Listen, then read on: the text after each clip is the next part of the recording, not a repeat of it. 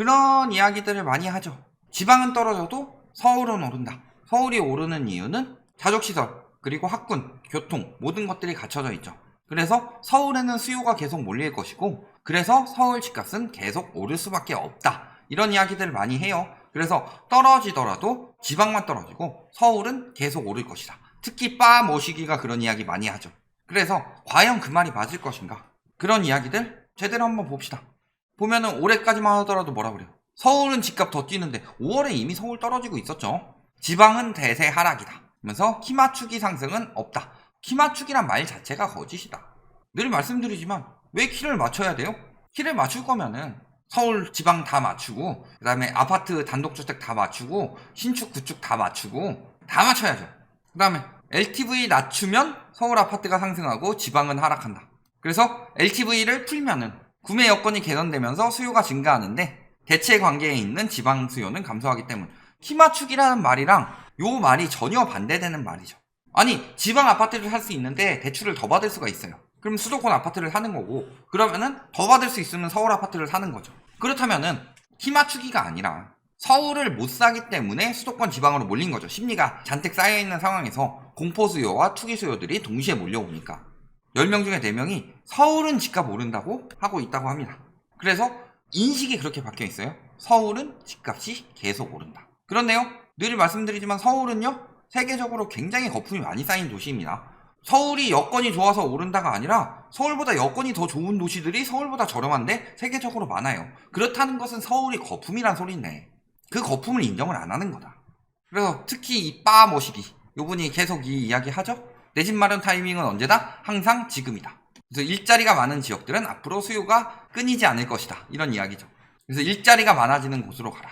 계속 이런 이야기 하면서 서울은 일자리 수요가 많기 때문에 그러면 수요가 계속 늘어야 되는데 서울 인구는 계속 빠지고 있습니다. 수요가 늘어야죠. 그래서 일자리 부족이란 말이 여기 있죠. 비싼 집값. 그래서 집값이 비싸서 서울 인구가 빠지고 있다. 집값 전세값 부담에 탈서울러시다. 일자리 많아도 주거비에 발목 잡혀서 인구가 줄어든다. 즉 서울 집값이 비싸니까 인구가 빠지는 거다. 자, 그러면 서울 집값이 너무 비싸서 인구가 빠져요? 수요가 감소하니까 집값이 빠진다는 이야기를 해야 되는데 너무 비싸서 지금 수요가 빠지고 있는 상황인데도 수요가 많으니까 집값이 오른다. 이게 일단 거짓말이죠. 그리고요, 지금뿐만이 아니라 서울 집값은 언제나 비쌌기 때문에 수요가 계속 빠지고 있는 상황이었다. 그래서 서울 수요는 계속 빠지고 있는 중임에도 불구하고 이제 그럼 집값 떨어지면 다시 수요 늘어가면서 집값 올라갈 거니까 떨어져도 얼마 안 떨어진다. 이런 이야기들 또 짓거리겠죠. 그런데 서울의 인구는 계속 빠지고 있었다. 그래서 1993년부터 인구 통계청에서 뽑아봤어요. 그래서 인구랑 인구 증가율을 봤는데 자, 인구 증가율이 0을 넘어가던 시기가 거의 없죠. 보면요, 인구는요 계속 빠지고 있죠. 그런데 서울에 일자리가 많고 수요가 많대요. 둘 중에 하나가 거짓말이겠죠. 첫 번째는 수요가 많으니까 집값이 오른다. 근데 수요가 계속 줄고 있죠. 집값이 비싸서 수요가 빠졌다. 뭔가 이상하지 않아요? 수요가 많아서 집값이 오르지만 집값이 비싸니까 수요가 빠지고 있다. 그러면은 현재 집값은 수요가 빠지는 상황이 될 정도로 심각한 집값이기 때문에 집값이 내려가야만 수요가 늘어나는 상황이고 그제서야 집값이 오를 것이다. 그런데 글로벌 금융위기 터지고 나서도 계속 빠졌죠. 집값 빠지고 있는데 인구가 계속 빠졌어요. 그 뜻은 무슨 뜻이에요? 아직 집값 한참 더 내려야 수요가 돌아올 것이다. 그러니까 그들의 말은 서울의 인구만 봐도 거짓인 게 나온다. 그러면서 맨날 공급 부족 이야기했죠. 5년째 주택 공급 부족. 왜 5년째예요? 이 말이 제일 웃기지 않아요? MB 때나 박근혜 때는 주택 공급이 부족 안 했는데 문재인 때만 공급이 부족하다. 전문가들 서울 공급 부족 때문에 더 오를 것이다. 집값 하락 전환에도 문재인 때문에 공급 부족하다. 문재인 나쁜 놈. 이런 식으로 결국에는 뭘 부추긴 거예요? 공포수요. 영끌 부추기는 사회. 자, 언제예요? 20년 7월 영끌 부추기는 사회. 10월 영끌이 밀어올린 집값. 11월 지금 아니면 못 산다. 그 다음에 4월 지금 아니면 못 산다. 다음에 7월 지금 아니면 못 산다. 다음에 9월 지금 아니면 못 산다. 하지만 우리 빠 가라사대 지금 아니면 못 사고 내 집 마련 타이밍은 항상 지금.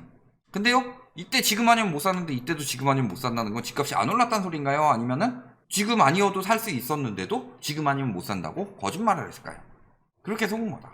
그런데 공급 부족 아니었죠. 박근혜 정부랑 MB 정부 때가 문재인 정부 때보다 서울 아파트 입주량이 훨씬 적었습니다. 공급을 안 했잖아. 문재인은 박근혜가 공급한 걸 가지고 한 거다. 그렇게 따지기에는 인허가 착공도 더 많았죠. 그래서 실제적으로는 공급이 아니라 수요가 많아서 올랐던 거죠. 그래서 공급 부족은 늘 거짓말이다. 문재인 정부 때 공급이 더 많았는데 2014년 7월에 초이노믹스하고 9월에 재건축 연한화 나오고 12월에 부동산 3법, 분상제 폐지, 재초안 폐지, 조합원 3주택 이런 것들이 연이어 나오면서 이 중에서 특별히 좀 강력한 정책들을 보자면 최노믹스가 첫 번째고 그 다음에 재건축 연한화랑 분양가 상한제 폐지 요 두 가지가 엄청나게 큰 효과를 발휘했죠. 그래서 분양가 상한제가 있는 시기에는 집값 상승세가 주춤하다가 폐지하면 더 올라가죠. 물론 지수로 봤을 때 저렇지만 실질적으로는 떨어지죠 많이. 그래서 분양가 상한제 언제 했어요? 노무현 정부 말기에. 그 혜택 누가 받았어요? 그러니까 MB정부 때 떨어졌다가 박근혜 정부 때 2014년, 2015년부터 오르기 시작하죠. 분상제 폐지하고 초이노믹스 시행하니까. 그 다음에 재건축 연화 완화 통해서 뭐 했어요? 멸실 늘렸죠. 그런 와중에 MB정부, 그 다음에 박근혜 정부에서 전세자금 대출 계속 풀어주면서 전세가격 올렸죠. 전세가격이 올라가면서 갭을 줄이니까 갭투기는 더 활개를 쳤죠. 이게 다 영향을 받은 거다. 언제 꺾이는 거예요? 원래 2018년 말부터 꺾이기 시작했죠. 왜? 이때 이미 세계적으로 축소하고 있었으니까. 그런데 무슨 일이 터졌어요? 미중 무역전쟁 터졌죠? 미중 무역전쟁 터졌을 때 그렇게 폭등을 했느냐? 아니죠. 미중 무역전쟁 터지면서 금리 내리니까 잠깐 상승했죠. 이거 오래 못 갈 거라고 이야기했죠. MB정부 때처럼. 그런데 그 뒤에 코로나 터졌죠. 얘가 핵심이었죠. 세계적으로 글로벌 금융위기 때보다 더 많은 돈을 풀고 금리는 역대 본 적 없는 제로금리까지 내렸다. 이 사태가 터져서 생겨난 일이죠. 근데 이 사태는요, 그 이전에 세계적인 긴축 장세에서 특별히 터져서 특별히 완화한 거기 때문에 바로 다시 긴축이 심각해질 것이다. 이야기했고 그대로 이루어져 가고 있죠. 미국에서 자이언트 스텝 2번을 연속으로 때리고 9월에 또 한대요. 우리나라 사상 최초 빅스텝 나왔어요. 이런 긴축 장세가 나오고 있는데도 집값이 오른대요. 이렇게 긴축할 때마다 개박살이 났는데 부동산 사이클이 왜 있느냐? 부동산 사이클이요. 부동산은 그냥 10년마다 오르락 내리락 한다. 이게 부동산 사이클이 아니에요. 경제가 안 좋아져서 완화를 할 때 오르고 경제가 좋아지고 물가가 많이 올라서 긴축을 할 때 떨어지는 거예요. 그 경제 사이클이 10년 정도 되기 때문에 부동산 사이클이란 말이 나온 거고, 그런데 경제가 뒤틀려져서 경제 사이클이 조금 변한다. 그거 따라가서 부동산 사이클이 나오는 거죠. 그러니까 원래 이번에는 경제 사이클 상에서는 2018년 말부터 떨어지고 있었어야 됐는데 코로나라는 변수가 생기면서 올라간 거죠. 경제 사이클이 변동이 됐어요. 변동이 된 만큼 더 완화를 했기 때문에 더 긴축을 해야 되는 상황이죠. 그러니까 이번 하락은 예전이랑 다를 것이다. 훨씬 더 심각하게 떨어질 수밖에 없다. 이 이야기를 하고 있음에도 불구하고 아몰랑 서울은 올라. 이번에 코로나 때문에 세계적으로 경제가 얼마나 망가졌냐. 글로벌 금융위기 때보다 덜 망가졌을 것 같아요. 우리나라 지금 출산율 얼마 나와요? 0.8 나와요. 0.8. 수요가 어디 있어요 서울에 나중에. 서울엔 나중에 수요가 많을 것 같아요? 정신 나간 소리들을 하고 있어. 그리고요, 공급 부족이요? 공급 부족이라고 하기에는 매물이 너무 많이 쌓이고 있지 않냐. 지금 그냥 종부세 폐지한다고 하니까 조금 빠졌죠. 일시적인 이슈로 빠졌다 들어갔다 하죠. 보세요. 이게 언제 빠졌어요? 요때는 양도세. 요때 무슨 얘기가 나왔어요? 임대차법 폐지. 그럼 임대차법 폐지하고 2년짜리 계약해야지. 폐지 안 하네요. 해야지. 폐지 안 하네요. 전세 대란 난다는데 안 나네요. 월세 대란 난다는데 안 나요. 월세 대란 무슨 얼어 죽을 월세 대란. 전세가 상승폭이랑 월세가 상승폭은 비슷한 그래프를 그리고, 다만 이번에 금리 인상이 심각한데 그간 MB정부 때 풀었던 전세자금 대출 영향으로 인해서 전세값이 많이 올랐기 때문에 전세 가격이 먼저 반응하고 있을 뿐이다. 그래서 전세 가격 상승폭이 떨어지면서 마이너스 찍을 때 월세 가격 상승폭이 오히려 더 올랐느냐, 전세의 월세화가 되면서. 아니에요. 월세 가격 상승폭도 같이 줄어들고 있어요. 월세 대란 같은 소리 하고 있다. 그래도 똘똘한 채는 계속 오른다고 하죠. 서초는 오른다. 똘똘한 채 선호 심화될 것. 똘똘한 채. 왜 똘똘한 채예요? 똘똘하지가 않은데?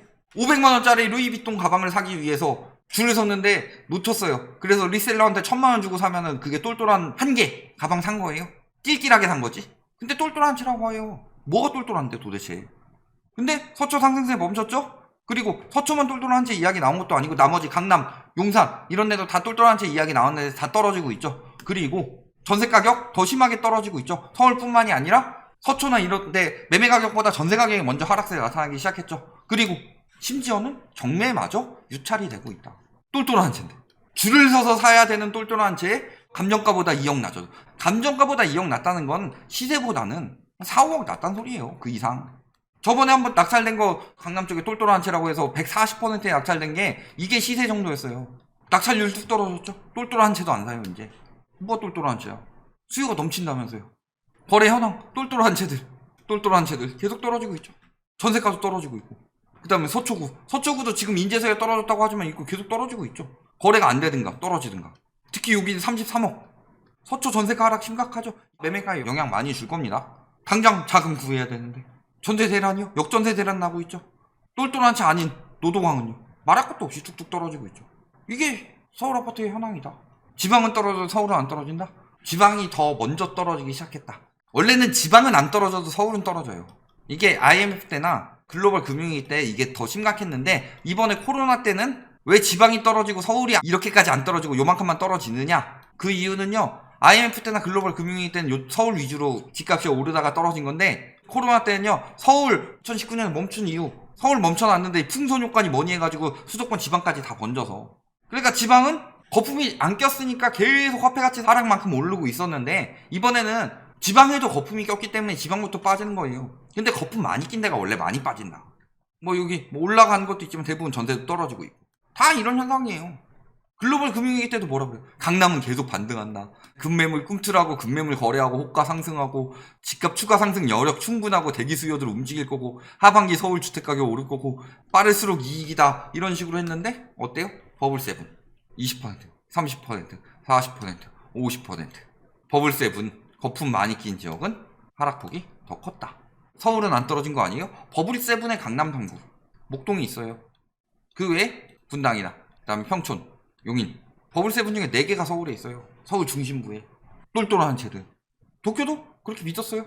도쿄 집값이 누가 떨어진다고 믿었겠어요? 도쿄도 버블 경제 때 절대 안 떨어진다고 그랬어요. 그 영광이 영원히 갈 줄 알았죠. 그러니까 도구나 카우나 부동산 사면은 무조건 오른다고 생각하고 사고 결과는 어떻게 됐죠? 분석이 아니라 맹신이다 그건. 서울에 수요가 없다? 일자리가 없다? 이런 이야기 한 번도 한 적 없다. 그런데 그 수요나 일자리에 비해서 가격 거품이 굉장히 심각하다. 그리고 그 거품은 늘 빠진다. 모든 버블은 그렇게 빠졌다. 일본 부동산 버블도 마찬가지였고 미국 글로벌 금융위기 때 부동산 버블도 마찬가지였고 꼭 부동산이 아니더라도 예전에 닷컴 버블이라든가 튤립 버블이라든가 이런 버블들이 늘 빠졌다. 늘 이 상황에 대해서 이야기를 하고 있는데 어느 쪽이 진실을 말하고 어느 쪽이 맹신을 하는 거냐. 자, 첫 번째 서울 집값 계속 오른다고 하죠. 그렇지만 그 이유는 일자리로 인한 수요가 많기 때문이다 라고 하는데요.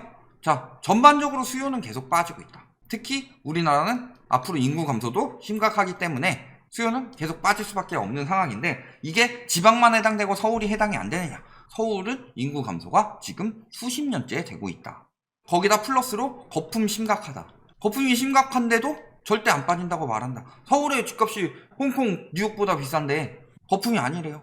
맹신의 결과는 뭐겠어요? 계속 그렇게 버텨보셔라. 10년 뒤에 언젠가 다시 오른다. 일본 버블 때도 그런 사람들 없었을까요? 답은 나왔다. 지방이 먼저 떨어지고 있을 뿐이다. 그쪽이 여력이 다했기 때문에. 그런데요, 서울에 집 사는 사람들 요즘에 어떻게 돈 모아서 서울에 집 사요? 뭐 하는 거예요? 지방 아파트 투기해서 그거 다주택 해가지고 팔아가지고 서울 집 사고 이런 식으로 했는데 지방 아파트 가격 뚝뚝 떨어져 봐요. 서울 아파트 어떻게 사요? 답 나왔죠? 여기까지 말씀드리겠습니다.